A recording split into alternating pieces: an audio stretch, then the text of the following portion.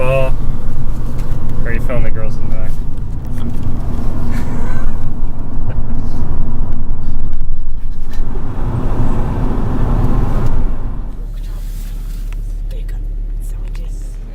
Are you filming me? I am. Oh my God.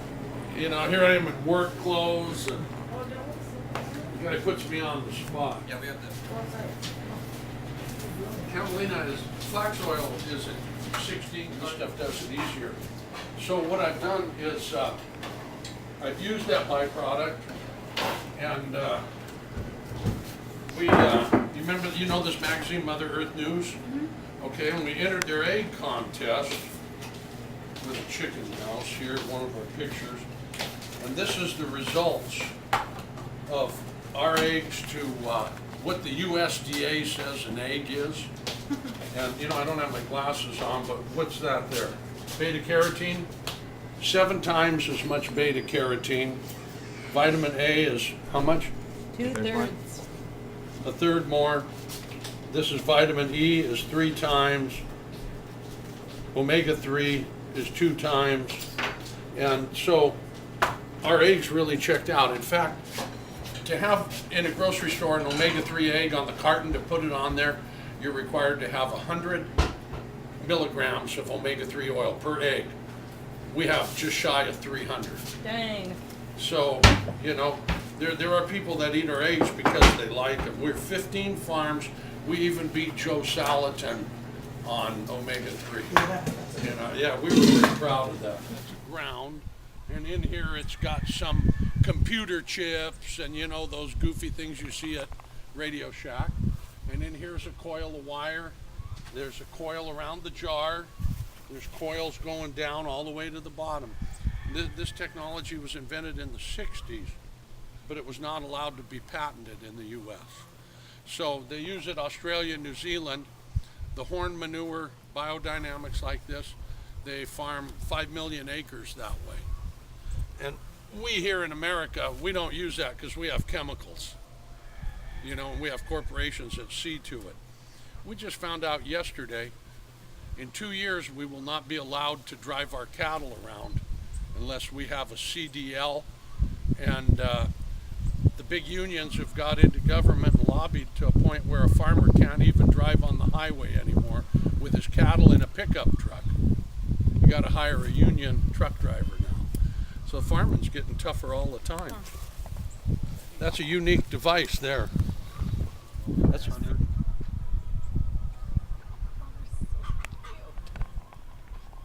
just put all our sand. We're going to pile this next week. We'll be full in here with hay bales.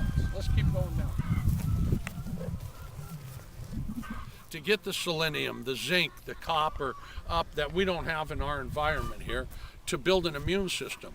And then we have it. And we've achieved that to a point to where we can come out in the herd and see pink eye in calves. Their eyes are just running with an infection. And to just say, hey, that's it. Where the neighbors come over and say, oh my God, you got to catch them, give them antibiotics in the eyes and all these things.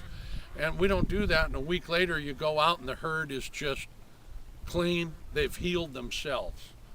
We do have every now and then an incident of a cow that we have to call a vet and take out of the system, but we do not use parasiticides, vaccinations, and we don't need that stuff. We don't want the residuals, what do they use for preservatives? Mercury and formaldehyde in vaccinations, and you're injecting that into your animal. So we've eliminated that here. So let's go, we'll go chase some cows. Now that's a pastured turkey, isn't it? Yes, indeed. Yo! Yo! Cow pies. Let's go. We can see if we can pet them. Watch the landmines. Yes, lots of them. There's a big one. Wow. There's 20 here, 21 I think. So we farm just under 1,000 acres. We have, of beaten hearts, probably somewhere around 450 to 500 cattle. And we'll do probably close to 300 hogs this year, and that's a pile. That keeps us busy. So these guys are taken care of. These cattle here have never had a vaccine, have never been wormed, have eaten organic grass hay their whole life, and look at how healthy and beautiful they are. Those are cowbirds that just came in. They'll land on the cows. The curiosity gets the best of them. That's a nice heifer right there in the front. Kind of a, look at her turn and see the wrinkles in her body. That's from the fat. They're eating good. They're so pretty. How big will they get? Oh, they'll get 1,000 pounds. What are they about right now? I don't know. These here are 700, Okay. 6, 7, 800. You know, all in there. It's hard to The judge. bigger ones are bigger, heavier. That one there is 800, 900. Okay. That's inching So closer. their genetics go back somewhere in the 50s and 60s. We don't use modern genetics. Modern genetics, the cattle of the country are tailored around the feedlots to where they don't mature. They're very late maturing, and they just grow lanky and tall with no muscle structure. So the feedlot gets them from the farmer, and then they can put an implant of hormone in their ear and buff them up just like an athlete would go on steroids to be the greatest baseball player. Yeah. Well, they do that with the cattle, and that's the system, and put them on a high energy food, which is predominantly grain, and just build them out, grain and soy protein, and just build these cattle out. And that's how our system works, you know, on that method. So we go a lot slower. We, instead of butchering an animal at 14, 15 months, we're 24 months. Oh, nice. And our animals with the grass have flavor, and you can't achieve that flavor at a young age in a feedlot. So people that want the full flavor of beef will eat grass fed, and people that want a steak that tastes like veal will buy it from the store, you know. We need our farmers to do soil testing and adjust those minerals in the soil, because the more efficient you are with your soil mineralization, the better the food will taste. And what we have today are too many farmers that just get by. You know, I put manure on, and that's what in my farm practice.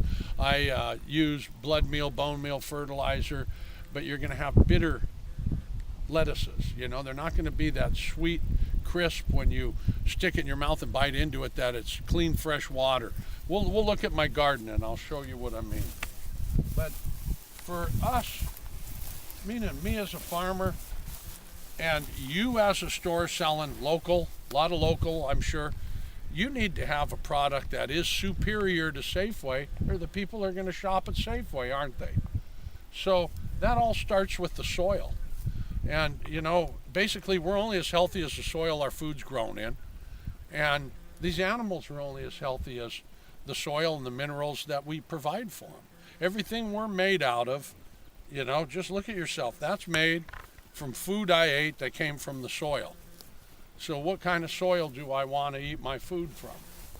You know, it's a pretty simple question. Look, see the black spots on that one? Yeah. See, this isn't just, they're 50% Berkshire, 25% landrace. That's what gives them the length. See the dark spot there? Yeah. And they're, So that's a good thing. what percent? Another 25% wild boar. Oh, wow. That's why you see the black spots on them. Oh. And that gives them a hardiness These guys to are huge. endure. Cuties. You know, and it To the gives them winter. an immune system. It gives them strength. Wild boar, huh? Because you just keep pigs, you know, raised fancy, inbred, line bred, and they get temperamental, and you have a hard time taking care of them. So we use this breed, you know, this cross, and then we have something with vitality, you know, the ability to survive. We had 5 pigs. We run them out in the fields. These guys are kind of more or less being trained right now. But they'll go in the fields, they'll just chomp this clover right down. We had 5 pigs that got lost in the timber back there for a month and a half this spring. And we went out and finally drug them in. And they were happy to come back home, but they survived out there on their own and did real well.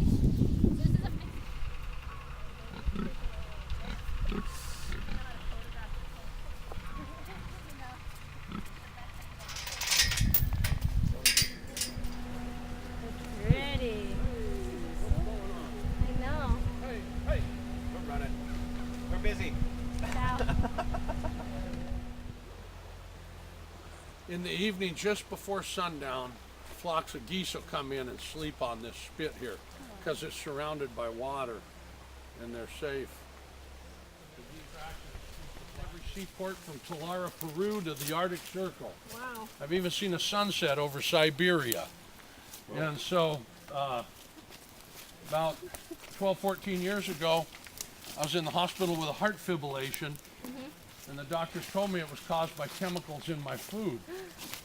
And so the family went organic, we went vegetarian raw, Yeah. and then we wanted meat.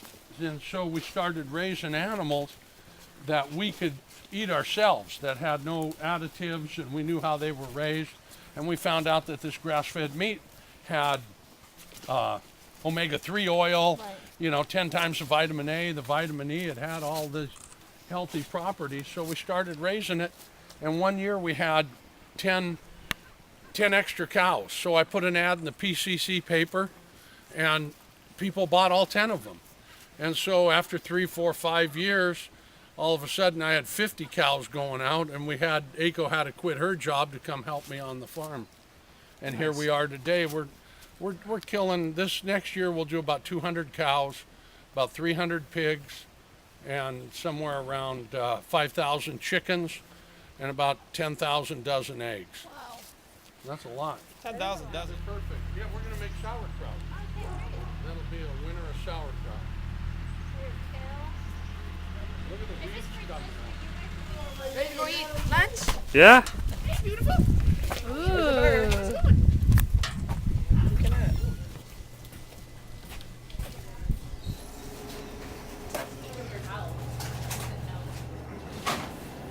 We're just not open for business today. Everybody's working. Oh, you don't have to pay me because you can't afford it. All right, so here's some bacon, all Italian sausage, and then the sweet Italian. And then some of these things, go ahead, you guys try it, and then tell me what you want to sample at the store. Okay. And you bring someone else. Cook this according to the recipe that I gave you. It is the most unbelievable recipe. It's the easiest The recipe. stir fry one?